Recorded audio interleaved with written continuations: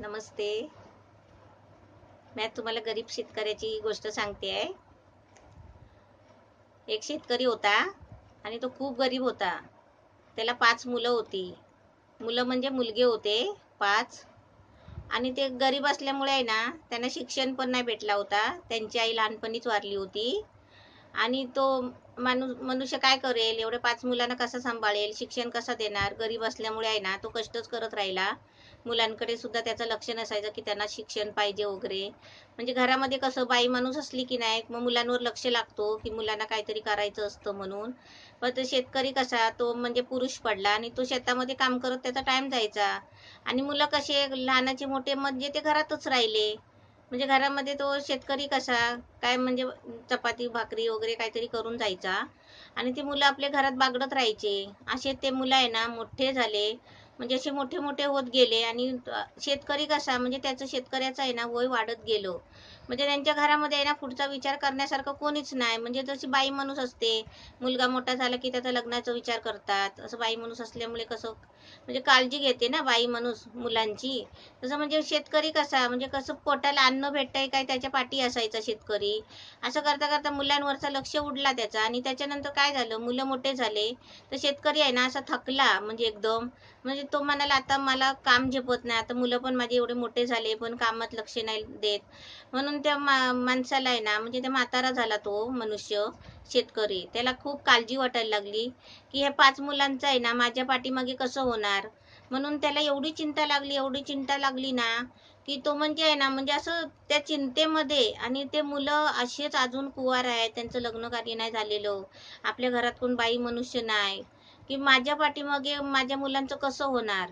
या चिंतेमध्ये तो अजूनच खंगला. म्हणजे कसं माहितीये, तो म्हातारा नसून सुद्धा तो म्हातारा दिसायला लागला. म्हणजे आपल्या तब्येतीने आहे ना तो आपल्याला स्वतःलाच म्हातारा करून म्हणजे असं म्हणायला लागला. की त्याने म्हटलं आता एक दिवस आपण आहे ना त्यांची जरा गंमतच करायची, जोपर्यंत मी आहे तोपर्यंत माझी मुलं सुधारतात काय बघतो. असं म्हणून त्याने आहे ना एक आयडिया केली. तर त्यांनी 5 मुलांना आहे ना म्हटलं माझी काही तब्येत ठीक नाही आहे, तर तेव्हा तुम्ही मी सांगतो ते तुम्ही करा. म्हणजे मला आहे ना मी आराम करायला मी थोडे दिवस गावाला जाणार आहे, तेव्हा मी सांगतो तसं तुम्ही करा. तर मुलं सांगा काय करायचं. म्हणजे ते आळशी होते ना, काम नाही करायचे. आपल्या बापाला मदत करायला नाही जायचे शेताला, शेतामध्ये वगैरे असं कुठलंच काम नाही करायचे. उलट तो म्हातारा मनुष्य आहे ना आपलं सगळं भाकरी तुकडा काय घरामध्ये करू नये ना तोच काम करायचा. मुलं एकदम आळशी झाले होते. एकदम म्हणजे एकदमच आळशी झालेले होते. खायचे आणि झोपून घरामध्ये राहायचे. तर तो आहे ना मग म्हणाला मी उद्या गावाला जातोय. ते आपलं म्हणजे आपलं गावचं शेत आहे ना मोठं, ते शेत आता पाऊस पडायला येईल. म्हणून तुम्ही काय करा, आधी पाऊस नाही पडलाय तोपर्यंत मी गावाला गेल्यावर ते पूर्ण शेत आहे ना खणून काढा. आणि त्या शेतामध्ये आहे ना म्हणजे आमच्या बापदादानी आहे ना तिथे सोन्याचा हंडा पुरलेला आहे. तो मला काही गरज नाही वाटली म्हणून मी काही तो शोधून काढला नाही. तेव्हा मी म्हणतो की तुम्ही तेवढा आहे ना शेत खणा आणि त्याच्यामध्ये तो हंडा भरलेला आहे सोन्यानी, तेवढा तुम्ही काढा. म्हणजे तेवढं धन तुम्ही काढून घ्या, तोपर्यंत मी गावावरून येतो जाऊन. असं तो शेतकरी म्हणाला. तर शेतकरी आहे ना दुसऱ्या दिवशी गावाला गेलाच तो. म्हणजे त्याला रागच आला असा आणि कंटाळला पण तो बिचारा. म्हणजे बघूया तरी आपण आपण असून आपल्या समोर मुलं आपली कशी वागतात, कशी करतात, म्हणजे आपलं आपलं कसं बघतात. असं त्याच्यासाठी आहे ना त्यांनी डोकं चालवलं आणि तो 2 दिवसासाठी गावाला गेला. गावाला गेल्याबरोबर आहे ना ते 5 मुलं एकत्र बसले. आणि त्यांनी म्हटलं आता आपण बाबांनी सांगितलंय ना ते आपण करूया. 5 मुलं आहे ना कुदल फावडे घेऊन आहे ना सकाळच उठले आणि ते त्या शेतामध्ये गेले. जिथे बाबांनी म्हणतं सांगितलंय ना शेत खणायला, आणि तिथे हंडा पुरलेला आहे सोन्याचा, तेवढा आपण काढून घेऊया म्हणजे बाबा येईपर्यंत. तेवढं आपण आपल्या बाबांनी सांगितलेलं काम करूया. असं म्हणून ते कुदल फावडं घेऊन आहे ना दुसऱ्या दिवशी सकाळी शेतामध्ये गेले. पुरं शेत म्हणजे जवळ आहे ना 1-2 एकरची जमीन होती ती. असं शेत ते पुरं खणायचं होतं. ते आहे ना पुरं शेत कुदल पावड्यांनी खणून खणून दिवसभर त्या लोकांनी 2 दिवस ते शेत खणत होते. पण त्यांच्या हाताला काही तो हंडा लागलेला नाही. म्हणजे ते नाहीच होता, तुला हंडा लागणारच कसा, त्यांना कसा भेटणार. फक्त त्यांनी आयडिया केली होती की आपली मुलं काहीतरी करतात काय ते बघायचं होतं. ते पुरं शेत खणून काढलं, तिथे काय त्यांना हंडा भेटला नाही. पण त्यांनी आहे ना, त्या मुलांनी असा विचार नाही केला की आपल्या बाबाने आपल्याला फसवलं, असा काय त्यांच्या मनात विचार आला नाही. तर ते 5 जण बोलतात, बघा म्हणतो आपण एवढं 2 दिवस शेत खणून काढलंय, पण त्याच्यामध्ये आपल्याला काही भेटलं नाही. पण आता आपण हे बाबा आपले रोज शेत खणून आहे ना, दर वर्षाला शेत खणायचे आणि त्याच्यामध्ये काहीतरी पेरायचे, म्हणजे ते आपल्यामध्ये ते धान्य उगवायचं. आपण तसं करूया, आपण खणलेलं शेत आहे ना फुकट नाही घालवायचं. असं ते 5 जणांनी आहे ना, 5 जण पण असे आळशी म्हणून पण आहे ना, त्या बाबाच्या पाठीमागे त्यांनी डोकं चालवलं. 5 मुलांनी म्हटलं आपण या खणलेल्या शेतामध्ये आपण आपलं धान्य पेरूया. तर धान्य पेरून झालं की आपण आपलं बघूया काय उगवतं ते. तसं त्या लोकांनी आहे ना, ते शेत खणलेलं होतं, त्याच्यामध्ये ते धान्य पेरलं.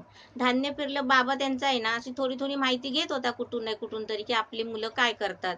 2 दिवसासाठी तो मनुष्य गावाला गेलेला आहे ना, तो जवळजवळ म्हणजे पाऊस पडून जाईपर्यंत, उन्हाला जाईपर्यंत असा तो घरी आलेलाच नाही. आलाच नाही, तब्येत ठीक नाही म्हणत म्हणत आहे ना, तो मुद्दामच गावाला राहिला. ह्या मुलांनी काय केलं, त्या शेतामध्ये आहे ना खणलेल्या, म्हणजे ते बिया बिया पेरल्या, शेताचं धान्य पेरलं. ते धान्य पेरलं आणि नशीब म्हणजे केवढं त्या मुलांचं मोठं. पाऊस पण त्या वर्षी ना जाम पडला, पाऊस पाऊस एवढा पडला की ते पटकन नाही ना, ते धान्य पेरलेलं त्यांचं उगवलं पण, त्यांना फुलं पण आली आणि त्यांचं धान्य पिकलं पण.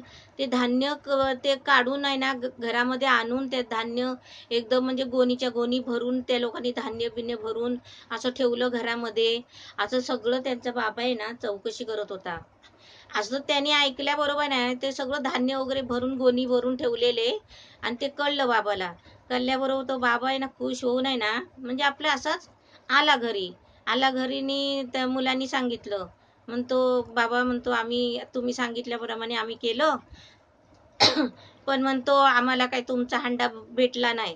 पण आम्ही म्हणतो तुमचं शेत आहे ना खणून फुकट नाही घालवलं, आम्ही त्याच्यामध्ये धान्य पेरलं आणि आम्ही त्याचं धान्य आम्ही पिकवून घरामध्ये सगळं भरून ठेवलेलं आहे. असं म्हणून आहे ना, तो बाबा म्हणाला मला हेच पाहिजे होतं, मी हेच तुमच्याकडून मला पाहिजे होतं. ते तिथे काय धन नाही होतं किंवा हंडा भरलेलं सोनं नाही होतं, की हेच तुमचं धन आहे. आणि हे तुम्ही असं दरवर्षी शेत करा आणि शेतामध्ये असं धन पिकवा. असंच माझी इच्छा होती. ते तुम्ही माझी आता इच्छा पूर्ण केलेली आहे. तेव्हा मी आता मोकळा झालो, की आता तुम्ही माझी मुलं आळशी नसून एकदम मस्त हुशार आहे. असं म्हणून आपल्या बापांनी त्या मुलांना जवळ घेतलं आणि सांगितलं, आता माझी काळजी मिटली. आता मी सर्व जगभरामध्ये सांगेन की माझी मुलं आळशी नाही आहेत, माझी मुलं हुशार आहेत. आणि मी तुमची पटापट मी लग्न लावून देणार, तुमचं सुखी संसार मी बघणार आणि मी आपला मस्तपैकी आराम करणार. असं म्हणून आहे ना, तो शेतकऱ्यांनी त्या मुलांना जवळ घेतलं आणि त्यांचं गोड कौतुक केलं आणि आपलं मस्तपैकी राहिले. मुलं पण चांगले झाले, त्यांचे लग्न कार्य पण व्हायला लागले आणि ते पण सुखासमाधानाने राहिले. आणि अशी माझी गोष्ट होती मस्त. असंच आपण पण काम करायचं मुलांनी आणि आई वडिलांना पण खुश करायचं.